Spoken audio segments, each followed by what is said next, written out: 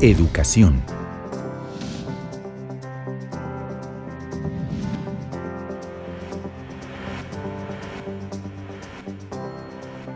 Damos la más cordial bienvenida a Andrés y le agradecemos su estancia en Sinaloa con nosotros.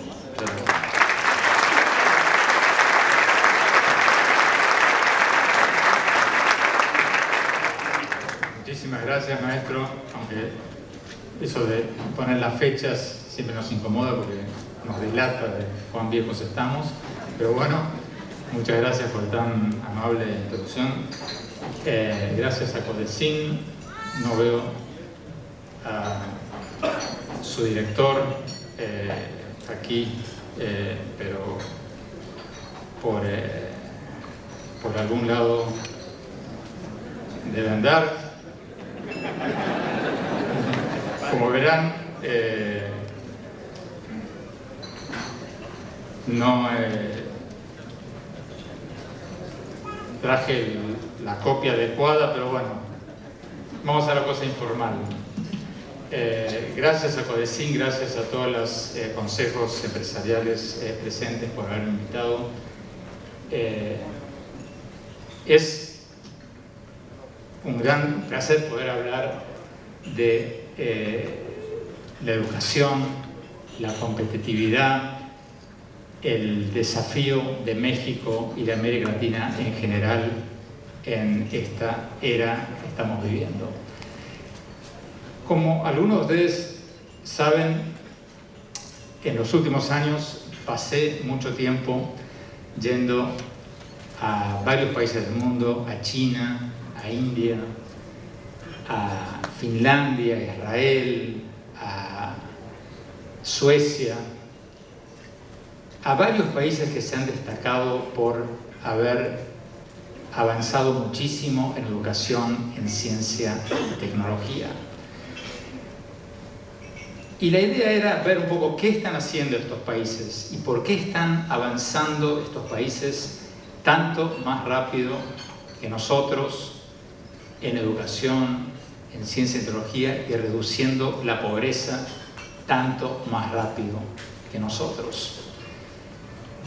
Y el libro, después de recorrer estos países, viene a México, a Brasil, Argentina, varios países de América Latina, y trato de encontrar qué es lo que nosotros no estamos haciendo y por qué es que todos estos países están creciendo y reduciendo la pobreza tanto más rápido que nosotros. Y el libro se llama Basta de historias. Pero mis amigos maliciosos me decían, es un libro sobre la educación, es un libro sobre educación, sobre ciencia y tecnología, pero mis amigos maliciosos decían que si ponía la palabra educación en el título no lo iba a leer nadie. Entonces tuve que buscarlo a otra vuelta. Y la vuelta que encontré fue, como decía el maestro recién, que este libro sale en un momento en que muchos de nuestros países están celebrando nuestros centenarios. Y una de las cosas, o bicentenarios, y una de las cosas que encontré en este viaje por todos estos países es que mientras los latinoamericanos, ensayos periodísticos sobre cosas que pasaron hace muchos años, curiosamente eso no se ve en China, en India, en países que tienen historias mucho más antiguas que las nuestras, milenarias. Ellos están mirando para adelante, hablando de educación, de ciencia y tecnología. Una de las cosas que siempre cuento, pero que mejor ilustra esto, es, que la cuento en el libro también, cuando llego a Singapur y cambio unos dólares en el aeropuerto para tomar un taxi, para ir al hotel, y el hombre en la casilla me da el dinero de Singapur, me sorprendió de sobremanera lo que vi en los billetes. O sea, ¿qué tenemos nosotros en México en la parte de atrás de nuestros billetes? Nuestros héroes de la independencia. Lo mismo en Estados Unidos, lo mismo en todos los países latinoamericanos. Ellos tienen, es un billete de $2 de Singapur, es el billete más chico, porque no hay billete de $1, o sea, el de mayor circulación. Una universidad,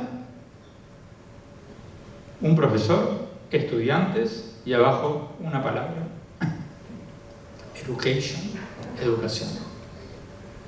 O sea, estos países están obsesionados por la educación.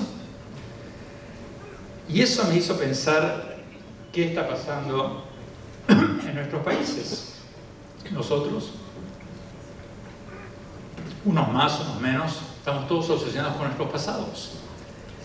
El año pasado, los millones de dólares, ustedes recordarán, que se gastaron nuestros gobiernos en los festejos del Bicentenario, en toda América Latina. Cientos de millones de dólares. Algunos países llegan al caso ridículo de Venezuela, que renombran los países en base a próceres del pasado. La República Bolivariana de Venezuela, cambiaron toda la papelería estatal, el nombre del país. Chávez habla horas todos los días al país frente a una imagen de Bolívar. Bueno, puede ser que Bolívar, y muy probablemente haya sido un gran hombre, un gran prócer, pero estamos hablando de próceres de hace 200 años, la mayoría de los cuales murieron no solo 150 años antes de la invención del Internet, murieron antes de la invención del teléfono. Era otro mundo. Y muchos de ellos, Bolívar incluso, como decía recién, eran grandes hombres en su momento. Pero usar lo que decían estos grandes hombres como guía para lo que tenemos que hacer en un mundo interconectado y globalizado como el de hoy, es relativo. Yo diría que en la mayoría de los casos no procede.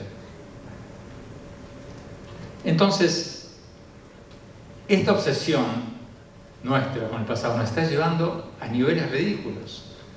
Estamos desenterrando a nuestros muertos en todos lados. O sea, en Venezuela, no sé si ustedes recordarán, hace 2 años, o hace 1 año, Chávez desenterró los restos de Bolívar, ¿se acuerdan? O sea, paralizó el país, porque Chávez se metió en la cabeza de que Bolívar fue asesinado por la oligarquía. Todos los historiadores coinciden en que el prócer murió de tuberculosis, pero bueno, el presidente de Venezuela se metió en la cabeza de que fue asesinado por la oligarquía. Nombró una comisión presidencial, le dedicó no sé cuántos millones de dólares a todo este tema, paralizó el país para la exhumación de los restos de Bolívar y puso puso cadena de televisión por 2 días seguidos, música fúnebre, abrieron el cajón, sacó una bota. Por ahí ustedes recuerdan, lo habrán visto en televisión, ¿no? Y el chiste de la oposición venezolana en ese momento era que Chávez no le mostró a Venezuela los restos de Bolívar, sino que le mostró a Bolívar los restos de Venezuela. Pero bueno, esa es otra historia. El hecho es que eso no es una locura única de Venezuela, está pasando en todos los países. En Centroamérica, el año pasado, el presidente de Honduras, el expresidente de Honduras, el que lo derribaron en el golpe, Mel Zelaya, fue a El Salvador. Estaba todavía Tony Saca de presidente. Fue a que le dieran una condecoración. En la condecoración, el presidente de El Salvador le dice: muchas gracias por venir, por aceptar esta condecoración. Y Zelaya dice: bueno, muchas gracias, aprovecho la oportunidad para exigir que El Salvador nos devuelva los restos de nuestro prócer de la independencia, el general Morazán. Bueno, se armó las de Caín. El salvadoreño, por supuesto, dijo que no. Durante meses, años, los periodistas, los columnistas, los políticos peleándose si el cadáver de Morazán tiene que estar en Honduras o en El Salvador.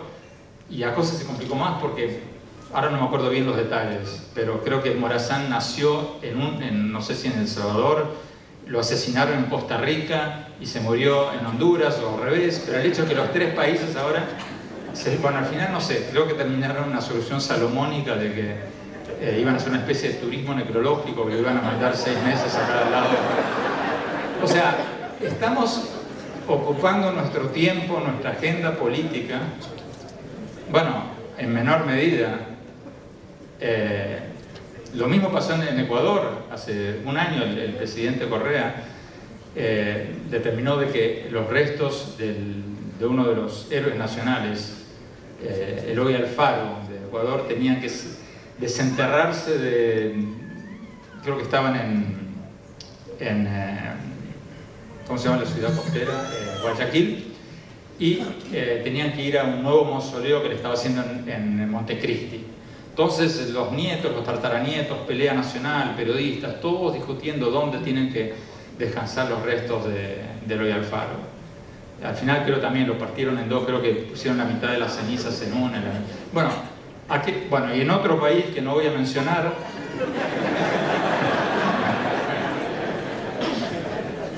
el año pasado sacaron a 10 héroes de la independencia de un lado para poner en el otro con desfile nacional. Bueno, no se armó tanta batahola como en otros países, pero un poco la idea es que estamos demasiado obsesionados con el pasado y demasiado poco obsesionados con el futuro. Ahora, yo no estoy diciendo, cuando mi libro se llama Basta de historias, obviamente no estoy diciendo que nos olvidemos de nuestras historias. O sea, nuestros países, y especialmente un país como México, y especialmente una región como el norte de México, tienen buenas razones para estudiar la historia, para tener la historia presente. Pero lo que sí digo es que cuando se nos va la mano y se convierte en una obsesión, eso nos distrae de la urgentísima tarea de concentrarnos en las tareas del futuro, que son la educación, la ciencia, la tecnología, todo lo que tiene que ver con la cultura del conocimiento. Y ahí tenemos un gravísimo problema, los latinoamericanos, no solo los mexicanos. Ahora, muchos de ustedes se preguntarán, bueno, ¿dónde está dicho que la educación es un pasaporte para la prosperidad? Todos los políticos dicen, tenemos que mejorar la educación va a ser mi primera prioridad, mi campaña, todo mi futuro va a ser basado en mejorar todo eso. Pero por supuesto no lo hacen, pero lo que mucha gente no entiende es por qué. Y el motivo es muy sencillo. Estamos viviendo en la era de la economía del conocimiento, donde los productos de alto valor agregado, los productos del conocimiento, valen muchísimo más que las materias primas. Ustedes en Sinaloa son un estado eminentemente agrícola. Producen alimentos, entre otras cosas.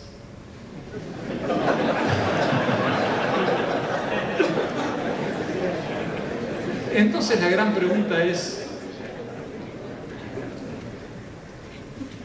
¿cómo se aplica esto a un estado productor de alimentos? Bueno, uno de los ejemplos que yo siempre uso es el ejemplo de una taza de café. ¿Producen café en Sinaloa? No. Bueno, pero doy el ejemplo del café, después vamos a otros. Una taza en Michoacán producen café, ¿no? En Chiapas, en Veracruz. Una taza de café que uno toma en un Starbucks en Estados Unidos cuesta unos $2.50 más o menos. ¿Qué porcentaje de esos $2.50 que paga un consumidor en Estados Unidos por una taza de café mexicano vuelve al productor de café mexicano? ¿Qué porcentaje? 20%. 3%. El 97% de lo que uno paga por una taza de café mexicano, colombiano, brasilero, de donde sea, en una cafetería en Estados Unidos o en Europa, donde sea, va al que hizo la ingeniería genética del café, el procesamiento, la mercadotecnia, el branding, la distribución, etcétera, etcétera, etcétera. Todo lo que tiene que ver con la economía del conocimiento. Uno puede decir, bueno, estamos produciendo manufacturas. Veamos una manufactura típica. Yo en el libro cuento el caso de una camisa polo de Ralph Lauren. Hice el siguiente experimento. Las producen en México, en Perú, en varios países latinoamericanos. Me fui a una tienda en Miami y busqué las polos, las Ralph Lauren, la más común de todas, la de manga corta, el cuellito, la más común de todas, $85. ¿Qué porcentaje de esos $85 vuelven al que fabricó esa camisa en México? 8%. El 92% va al ingeniero textil que inventó el color, al diseñador que se le ocurrió el polito, la figura del polista, a los que hicieron la distribución, la mercadotecnia, la propaganda, etcétera, etcétera, etcétera. Cuando compré esa camisa decía Made in Perú. Me metí en internet, empecé a averiguar quién hace estas camisas Ralph Lauren en Perú. Un poco tarde. Hablé con el dueño de la fábrica que las produce y el hombre me dice, mira, interesante que me preguntes porque tanto en Perú como en México como en varios otros países las producimos enteras. No solo le producimos la camisa entera, le ponemos la etiqueta de las barritas del precio, la envolvemos en celofán, le ponemos los alfileres, literalmente llega a Estados Unidos 100% como llega a la tienda. Va a un centro de distribución y de ahí va a Miami, a Nueva York, a otros lados, no le ponen literalmente un alfiler. Pero a Perú vuelve un 8%. O sea, estamos en la era de la economía del conocimiento,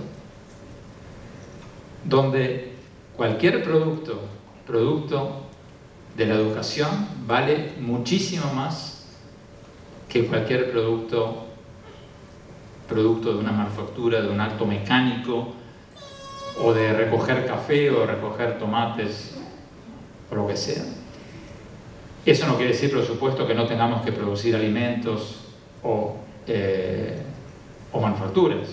Lo que quiere decir es que tenemos que meterle valor agregado a ese tomate para que sea más grande, más lindo, más rico, más eficientemente producido, más resistente a las plagas, al clima, etcétera, etcétera.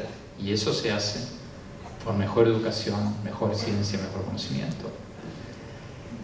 El segundo motivo por el que es tan importante, bueno, ni hablar, para usar un ejemplo más, incluso más fácil de entender, o sea, ¿quiénes son los hombres más ricos del mundo hoy?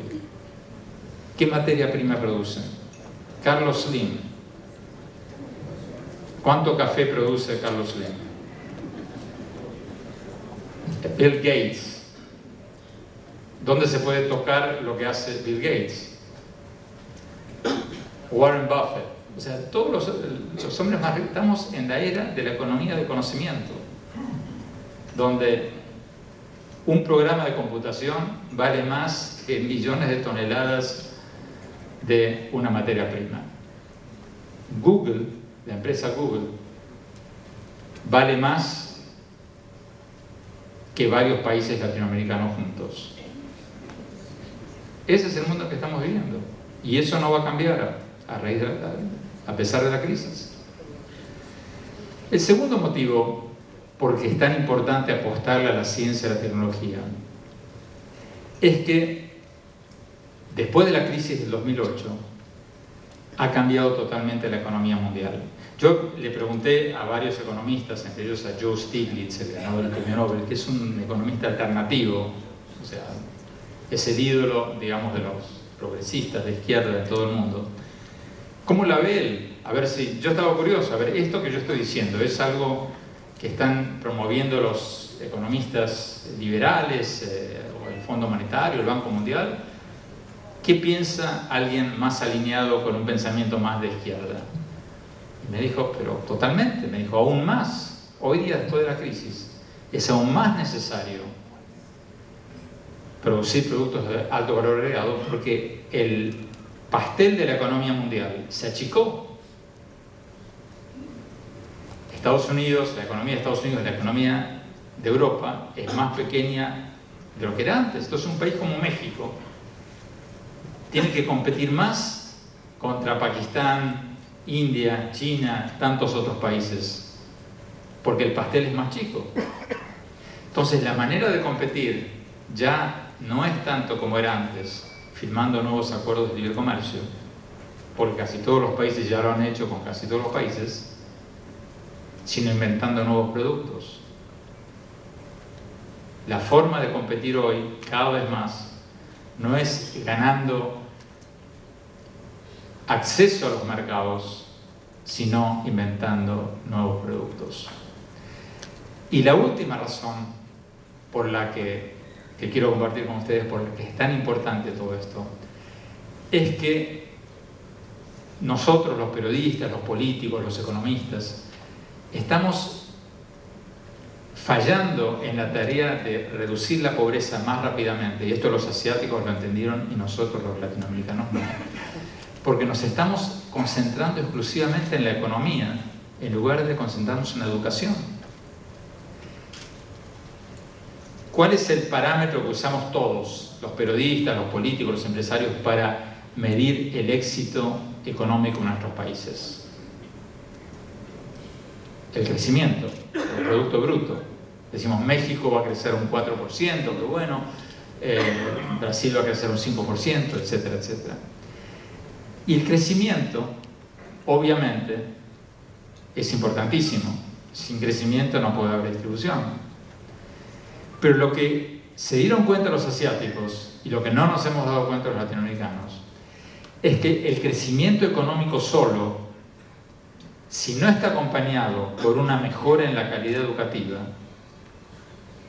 no va a reducir la pobreza tan rápido como cuando está acompañado de una mejora en la calidad educativa. Por un motivo muy sencillo. Porque la economía de México puede crecer, pero ¿quién se beneficia más de ese crecimiento? Nosotros, los empresarios, los que trabajamos para una empresa, los que estamos insertados en la economía formal. La señora que está vendiendo limones en la calle, que no tuvo acceso a una educación de calidad, que no tuvo acceso a un empleo formal en la economía formal, no va a tener tanto acceso a los frutos de ese crecimiento económico como los que estamos en esta sala. Para que esa señora pueda ser integrada a la sociedad, sacada de la pobreza, y sus hijos sean sacados de la pobreza, tenemos que darle la educación que le permita acceder a un empleo que se beneficie del crecimiento económico, si no, siempre se va a quedar marginada. Nosotros estamos demasiado concentrados en la economía y demasiado poco concentrados en la educación. Y hasta que no entendamos que una sin la otra no nos va a ayudar a reducir la pobreza como lo están haciendo los países asiáticos, nos vamos a quedar cada vez más atrás. Y ahí tenemos un enorme problema en América Latina, porque todos los índices, todos los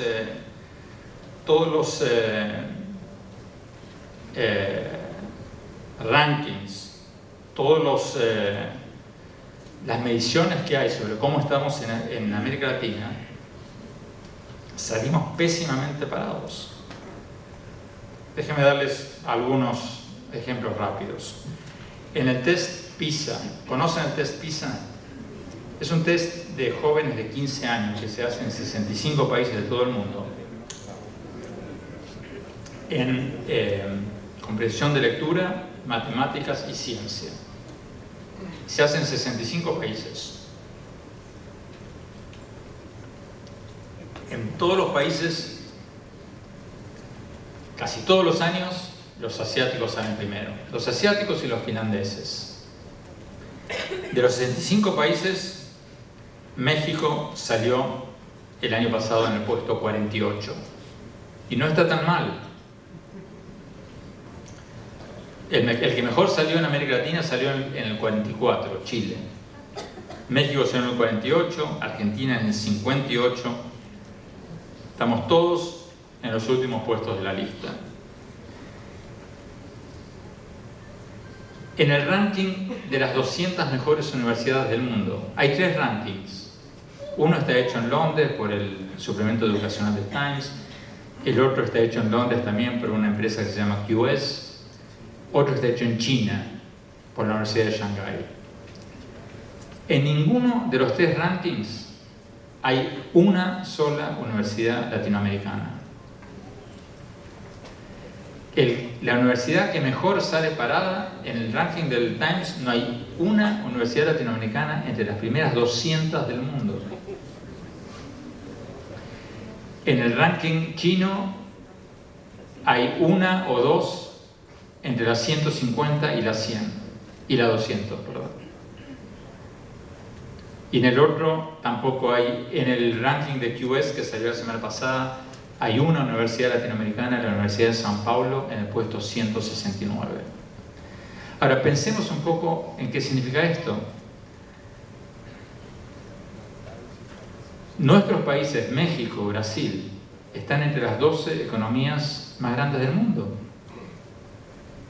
La lógica dice que tendríamos que tener una universidad, bueno, si no entre las primeras 12, entre las primeras 20, 30, 40, 50, 100. No tenemos una entre las primeras 200. Estamos muy, pero muy atrás. Tercer ejemplo. En nuestros países no veo muchos estudiantes, por suerte, porque me van a matar a la salida, pero lo cierto es que tenemos las vacaciones más largas del mundo. No, es cierto. Miren, nuestros chicos, nuestros niños, tienen un año escolar promedio de 180 días. En México son 200 días. En Japón, el año escolar es de 243 días. En Corea del Sur es de 220 días. En México, oficialmente, es de 200 días. No hace falta que sigan. Algunos estados, o sea, estuve hace unos meses en Michoacán, me decían que en Michoacán, por las huelgas de maestros, con suerte llegan a 150, 140, 150 días. O sea que, ya de partida, un niño japonés va a la escuela casi 100 días más por año que un niño mexicano. Olvidémonos de la calidad de los maestros, olvidémonos de la calidad de las escuelas, ya ahí solo nos llevan una ventaja impresionante. Y eso sin contar las horas del día. Una de las cosas que yo hice en China y en Singapur y en todos estos países fue ir a estas escuelas nocturnas. Todos estos países están repletos de escuelas privadas, institutos privados nocturnos, donde van los niños después de horas, después de la escuela. En China, le cuento rápido esto porque ejemplifica lo que quiero decir mejor que nada. Fui a un instituto privado de inglés. Esto fue la primera vez que fui a nuestro instituto, fue hace como unos 3-4 años. En Pekín solo en ese momento había 1000 institutos privados de inglés. Fui, entrevisté al director del instituto y le pedí que me muestre un aula. Entonces el hombre me llevó, caminamos por los corredores y le pedí que yo elija el aula. No quería que me lleve él al aula donde están todos los chicos genios, ¿no? Y me dijo, sí, adelante. Entonces dije, bueno, a ver, vayamos a ese aula. Ok. Entramos, lo primero que vi, que me impresionó eran las 9:30 de la noche. Y los chicos y las chicas estaban en uniforme escolar con los que se habían despertado a las 6:30 de la mañana. ¡Qué sufrimiento!, me dicen aquí. Ahora vamos a eso. Ese es el mundo con el que estamos compitiendo.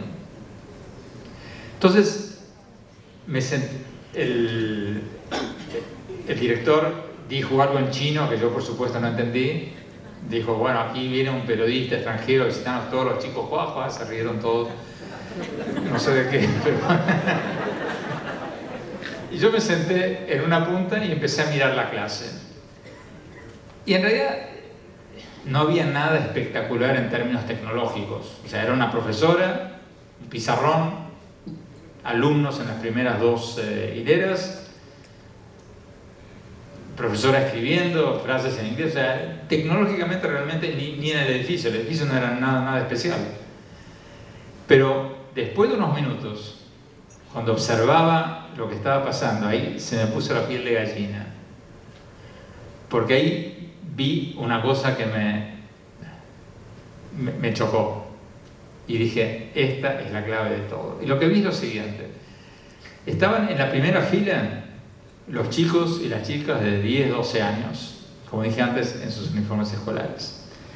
Después había como 10, 15 hileras vacías. Y atrás, en la última fila, estaban los abuelos y las abuelas durmiendo, haciendo crucigramas, haciendo tiempo. Y eso, lo que me estaba diciendo, es que las familias chinas invierten todo su tiempo y todo su dinero en la educación de sus hijos. Tienen una cultura familiar de la educación. Nosotros no la tenemos. Cuando entrevisté al ministro de Educación en China y hablábamos de la cantidad de estudiantes chinos en Estados Unidos, son como 100.000. México tiene 13.000, claro, hay mucho más chinos que mexicanos, pero uno también puede decir, bueno, México está al lado.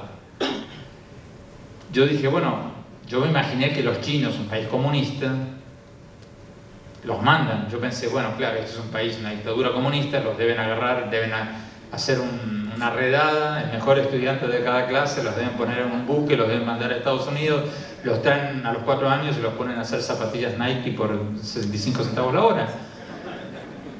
Pero no, para mi sorpresa, como el 90% de estos estudiantes chinos, más del 90%, no van becados por el gobierno, van becados por sus familias. La familia oriental, y esto no solo en China, lo mismo uno lo ve en Singapur, lo mismo lo ve en Corea más que en China todavía. En Corea la familia promedio ahorra el 33% de sus ingresos para la educación de sus hijos. Nosotros, en nuestras culturas, ¿no? O sea, nos vamos a Disney World, nos compramos el plasma, nos compramos el nuevo carro, no tenemos esa cultura de educación que tienen los orientales. Y en China eso es todavía aún más que en varios otros países. Lo mismo va para India. La familia india ahorra lo que no tiene para la educación de sus hijos. Pero en China esto es más visible todavía porque ellos tienen esta política que ustedes conocen del hijo único. Entonces el mapa familiar de una familia china son 2 padres, es un triángulo invertido. 2 padres, 4 abuelos, 8 bisabuelos si los hay, todos invirtiendo todo su dinero y todo su tiempo en la educación del pequeño emperador o la pequeña emperatriz. Ese es el mundo con el que estamos compitiendo. Y entrevisté a uno de estos chicos que estaban en primera fila, o sea, en las primeras 2 filas, chico de 9 años, en inglés. Es impresionante la diferencia en China cuando uno va por la calle y pide direcciones. Ningún chino de más de 20 años entiende una palabra en inglés. A los taxistas en el hotel te dan un papel escrito, no sé, en chino, y se lo das al taxista, el taxista no sabe, pero decir ni sí en inglés. Pero los chicos jóvenes ya sí. Entonces entrevisté a uno de estos chicos de 8 o 9 años y le pregunté, a ver, cuéntame un día típico tuyo. Y el chico me cuenta, bueno, me levanto a las 6:30, mi papi me trae a la escuela, estudiamos hasta las 3:30, 4 de la tarde, después tenemos estudios dirigidos hasta las 6, después mi abuelito me busca y me trae acá al instituto privado, donde estudiamos hasta las 9:30, 10, no me acuerdo, de la noche, y mi abuelito me lleva a casa, no sé, cenamos y después no me acuerdo, tenía clase de violín a medianoche, o sea, era una cosa que no terminaba. Yo estaba agotado de escucharlo. Ese es el mundo con el que estamos compitiendo. Los orientales están invirtiendo todo su tiempo y todo su dinero en la educación de sus hijos. Y eso lleva a quizás lo que tiene más impacto económico, que es todo el tema de la educación superior. Mientras nuestros estudiantes en América Latina estudian humanidades o ciencias políticas o abogacía, en India, en China, están produciendo ingenieros, científicos y técnicos a granel. Una vez escribí una columna hace como 2 o 3 años mirando nuestros presidentes en América Latina y comparándolos con los asiáticos. Es muy interesante. Nuestros presidentes son todos abogados que hablan bonito. Allá son todos ingenieros. O sea, en América Latina, a ver, tenemos casi todos abogados. Un que otro médico por ahí, pero el 90% son abogados.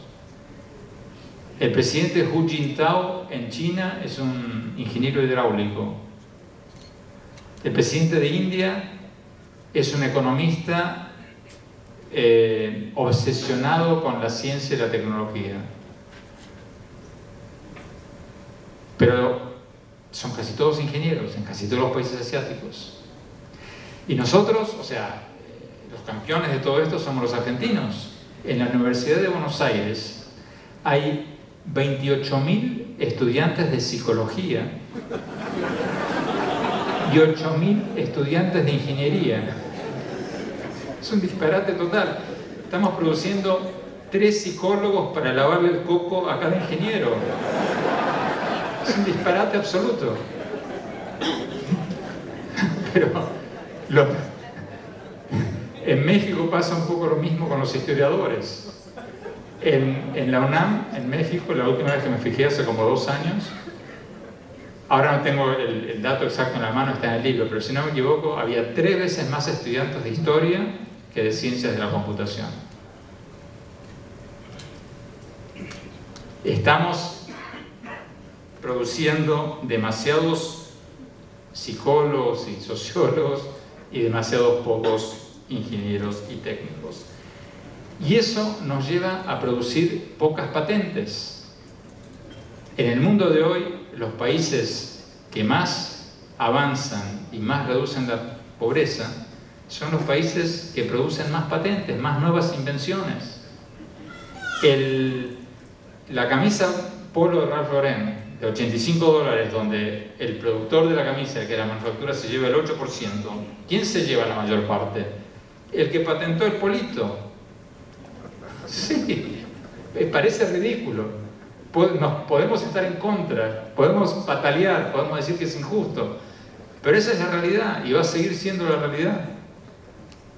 El diseñador gráfico que inventó el polito se lleva muchísimo más que las miles de personas que cosieron la camisa y la tiñeron y la cortaron y todo eso. Y ahí tenemos un problema terrible. Fíjense, el año pasado, Corea del Sur, un paisito que hace 40 años era muchísimo más pobre que México. A ver si tengo el dato acá, lo tengo en el libro. Creo que el ingreso per cápita de hace 40 años, en los años 70, era el doble en México que en Corea del Sur, un país pobrísimo. Bueno, el año pasado Corea del Sur registró 8.800 patentes en el registro de patentes y marcas más importante del mundo, de Estados Unidos. 8.800 patentes internacionales. ¿Cuántas registró México? 60. 8.800 de Corea del Sur contra 100 del país latinoamericano que más patentes registró, Brasil, 60 de México, 45 de Argentina, o sea, nada. No estamos inventando nada, no estamos produciendo nada, porque no tenemos, o por ahí los tenemos, y a eso voy ahora, y no les estamos dando cancha, los científicos y los tecnólogos, para producir invenciones rentables para nuestros países. El martes pasado escribí una columna sobre Steve Jobs, la muerte de Steve Jobs, y la escribí a raíz de un Twitter que recibí de alguien en España que me decía: si Steve Jobs hubiera vivido en España nunca hubiera llegado a nada, porque está prohibido iniciar una empresa en tu garage y nadie te hubiera prestado un cobre. Pero es cierto. O sea, Steve Jobs fue un producto de su genialidad y de sus circunstancias. En México debe haber muchos Steve Jobs. Los hay. Los hubo, el que inventó la televisión en color. Pero sin un entorno que facilite la innovación, que permita registrar una empresa, que proteja la propiedad intelectual, que no le roben la idea, y una cultura de tolerancia con el fracaso, que en muchos de nuestros países no tenemos, y que existe en ese mundito pequeño de Silicon Valley en California. Steve Jobs fracasó. Cuando hace su computadora Apple, la desarrolla, convierte Apple de una empresa, de un garage, de una casa, un chico de 20 años, en un monstruo internacional de 2.000 millones de dólares y 40.000 empleados, y después lo echan. En una puja entre los accionistas lo votan. Bueno, después él dice que esa fue lo que lo impulsó a inventar muchísimas más cosas más. Pero cuando lo echan, lo interesante para nosotros como latinoamericanos es que cuando lo echan empieza a inventar otras cosas y los inversionistas empiezan a ponerle plata. En muchos de nuestros países, alguien que votan de una empresa lo ven como fracasado. No, ese ya le pasó la hora. Hay en esa cultura innovadora de Silicon Valley, como la que hay en varios países que se están despuntando en ciencia, en tecnología, existe una tolerancia social con el fracaso individual. Los innovadores inventan y 5 de cada 10 inventos o 9 de cada 10 no llegan a nada. Pero eso está asumido socialmente. Un innovador es eso, alguien que toma chances. A veces le salen y a veces no.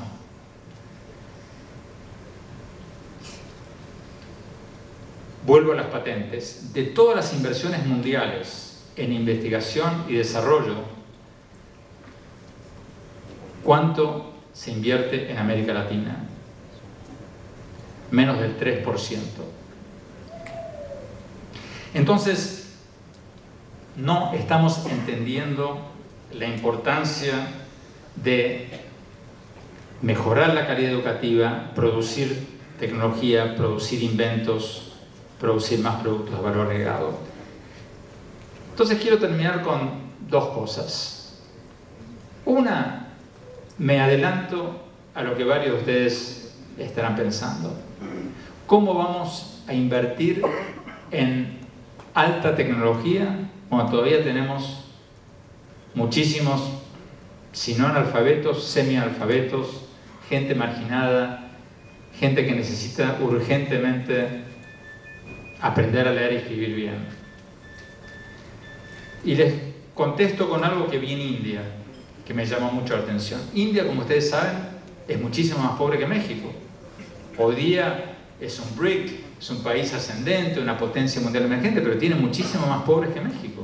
Una pobreza, no sé si alguno de ustedes estuvo en India, pero, o sea, es impresionante ir por la calle ahí y ver la gente durmiendo por la calle. Pero hace 60 años, Nehru, el entonces primer ministro de India, era un hombre muy cercano al entonces bloque soviético, se metió en la cabeza de que iba a ser centros de alta tecnología, universidades súper elitistas de alta tecnología, para convertir a India en una potencia tecnológica. Y los periodistas, los políticos, los académicos, o sea, todos lo criticaron como locos, le dijeron, pero eso es un disparate, tenemos 80% de analfabetismo, ¿cómo vamos a dedicar los recursos que tenemos a hacer universidades elitistas para producir científicos de alto vuelo? Bueno, Nehru se emperró, se lo metió en la cabeza, dijo, no importa, sigo adelante, yo lo voy a hacer. Y creó 7 institutos de alta tecnología. Invitó a cada una de las potencias mundiales a poner uno, o sea, el de Nueva Delhi invitó a MIT de Estados Unidos, el de Mumbai creo que invitó a los rusos, en otra ciudad a los alemanes, y creó 7 institutos tecnológicos. Hoy día están entre los mejores del mundo. Para que se den una idea, para entrar en el Instituto Tecnológico de Nueva Delhi, entra un estudiante de cada 178. En Harvard entra uno de cada 10. Para que vean qué competitivo que es. Y eso fue lo que permitió que India se convirtiera en una potencia tecnológica, y eso es el motor actual de la economía india. La informática, los ingenieros en sistemas, los ingenieros en computación. Eso fue lo que salvó a la India, y eso es lo que ha logrado sacar de la pobreza a 300 millones de indios. Entonces la respuesta no es dejar de educar a los analfabetos, por supuesto que no. Pero la respuesta es hacer las dos cosas al mismo tiempo. Producir educación de calidad para enriquecer al país y tener más que distribuir. Entonces, para terminar y para redondear, ¿qué deberíamos hacer? En el libro doy 12 claves, 12 cosas que vi en este viaje por todos estos países que a mí me parece serían fácilmente adaptables para un país como México. No voy a descontarle las 12 porque entonces nadie lo va a leer, pero les voy a compartir con ustedes una o dos, o 3. La primera, la que decíamos antes, tenemos que mirar más para adelante y sin dejar de mirar para atrás, un poquito menos para atrás. Segundo, tenemos que reconocer lo mal que estamos, no tener un discurso triunfalista. En el libro, una de las primeras anécdotas que cuento en el libro fue cuando lo entrevisté a Bill Gates. Y le pregunté, a ver, usted que conoce el mundo como pocos, puso Microsoft en todos los países del mundo, que lidia todo el día con los chinos, con los indios, con todos. A ver, ¿cuál es el secreto? ¿Por qué algunos países crecen y reducen la pobreza más que otros? Y Gates lo tenía lo tuve en un programa de televisión, ¿no? Y no lo dudó un instante, me dijo, la humildad. Le dije, ¿la humildad? Me dice, sí, la humildad. Los países, me dice, que creen que están mal y que viven mirando alrededor, comparándose con nosotros, se esfuerzan mucho más en superarse que los que creen que están bien. Y es totalmente cierto. O sea, en China, cuando yo fui a China a entrevistar a los funcionarios del Ministerio de Educación, les preguntaba, ¿por qué, cómo han hecho ustedes para mejorar tanto la educación? Ninguno de ellos me decía, bueno, hemos hecho esto y lo otro, somos una fortaleza educativa, no, todo lo contrario. Me decía, mira, ojo, no estamos tan bien. Los indios están haciendo las cosas mucho mejor que nosotros. Entonces voy a India, entrevisto a los funcionarios en India y me dicen, mira, cuidado, nosotros todavía tenemos muchísimo, no estamos bien. Tú tendrías que ir a Singapur, ahí la están haciendo bien. O sea, viven mirando alrededor, tienen lo que yo llamo en el libro paranoia constructiva. Viven pensando que el de al lado la está haciendo mejor. Y eso lo lleva a superarse. Bueno, ya sé, algunos de ustedes pensarán, esto es la cosa más ridícula que hay en mi vida, un argentino hablando de humildad. Pero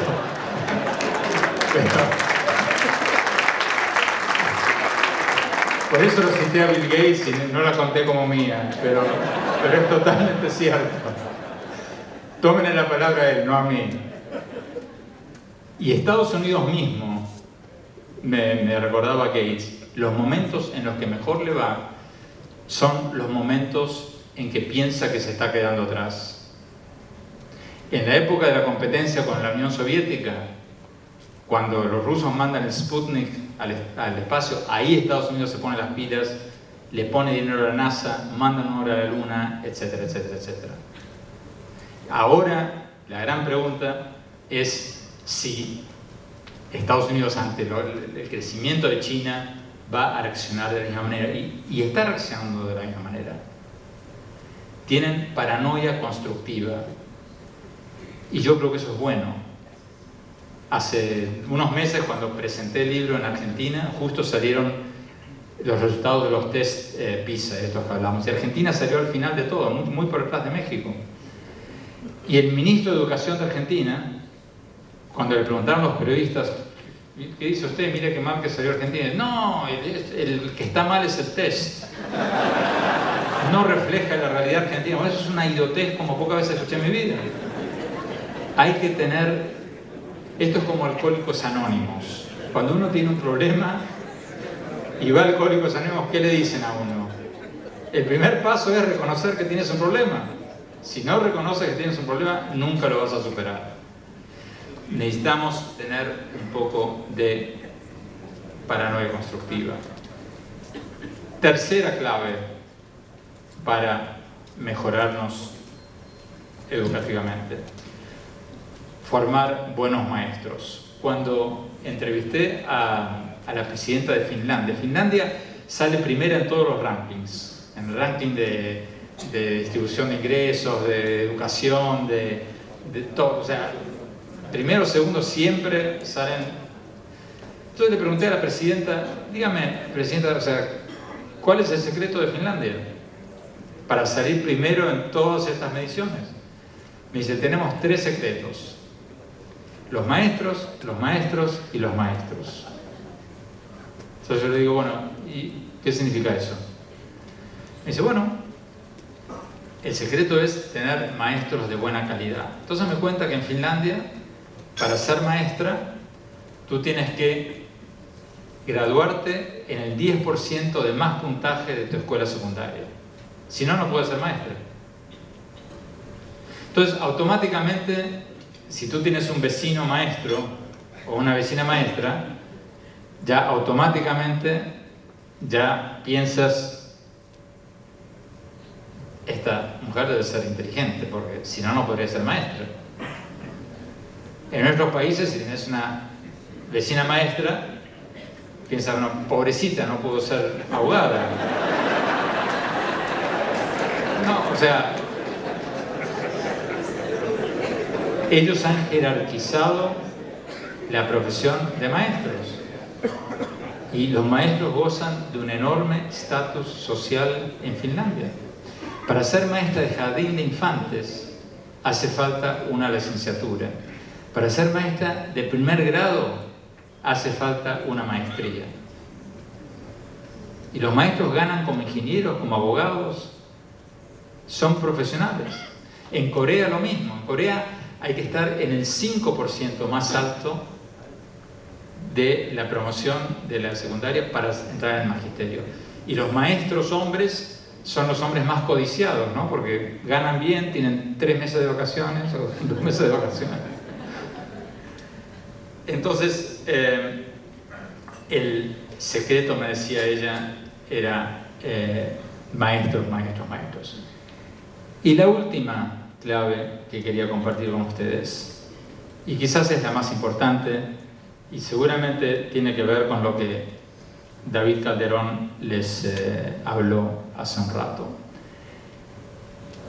Después de hacer toda esta gira por todos estos países, tanto los asiáticos, como Suecia, de la que no hablamos, como Israel, de la que no hablamos, todos estos países, la conclusión que saqué es que la solución no va a venir de los políticos ni de los gobiernos. La mejora educativa solo va a ocurrir si existe una presión social desde abajo para obligar a los políticos a invertir en calidad educativa. Y el motivo es muy simple. Los políticos, todos, los de derecha, los de izquierda, los del centro, los de arriba, los de abajo, los buenos, los malos, todos, piensan en plazos electorales. Es su chamba. Piensan en plazos de 4 o 5 años, 6 años en el caso de México. La inversión en calidad educativa como país es una inversión a 20 años. En perfeccionamiento de maestros, en perfeccionamiento de directores de escuela. Y el político piensa en plazos de 4 años o de 6 años. Y el político piensa en todo lo que sale en la foto, en el puente, en el camino, en el edificio de la escuela quizás. Pero la calidad educativa, el perfeccionamiento docente, no sale en la foto. Entonces, por más entusiasmado que esté, por más sincero que sea un presidente al decir la educación va a ser mi primera prioridad, vamos a invertir en educación, su jefe de campaña le va a decir, no, hermano, espera, todo está muy lindo, pero invertamos en el puente, quiero tu foto inaugurando el camino, etcétera, etcétera, a lo que sale en la foto. La educación de calidad solo se va a producir si existe una presión social. ¿Cómo lograr esa presión social? Bueno, en el libro cuento el ejemplo de Brasil. Y termino con esto. En Brasil se juntaron todos los grandes empresarios. Hagan de cuenta que se juntaron Slim, Azcárraga, Zambrano, todos los grandes empresarios se juntaron y crearon un movimiento que llamaron Todos por la Educación.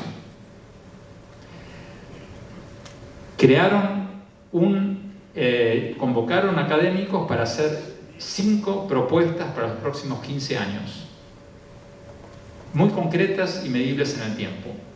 Para el año 2014 vamos a aumentar nuestra producción de ingenieros de tanto por ciento a tanto. Para el año 2017 vamos a terminar de universalizar la educación secundaria, etcétera, etcétera, etcétera. Contrataron la mejor agencia de publicidad de Brasil, hicieron una campaña publicitaria nacional con futbolistas, artistas, periodistas, para convertir a la educación en el centro de la agenda política. Y para hacer la historia corta, en un plazo muy corto, 3 años, empezaron con esto en el 2007, con esta campaña publicitaria y esta campaña de presión, lograron que la educación suba de la octava prioridad para los brasileros a la segunda después de la inseguridad. Colocaron a la educación en el centro de la agenda política. ¿Y qué pasó? Cuando estaba la educación en el centro de la agenda política, en el puesto 2 entre las preocupaciones de los brasileños, entonces sí el gobierno se escuchó. Y entonces sí los políticos empezaron a invertir en calidad educativa. Hace 2 meses Brasil anunció que va a becar a 100.000 graduados universitarios para hacer doctorados en Estados Unidos, Europa, China, etcétera, etcétera. Hace 2 semanas en Brasil el ministro de Educación anunció que van a aumentar el año escolar de 200 a 220 días, etcétera. La contratapa que dice: la educación es algo demasiado importante como para ser dejada en manos de los gobiernos.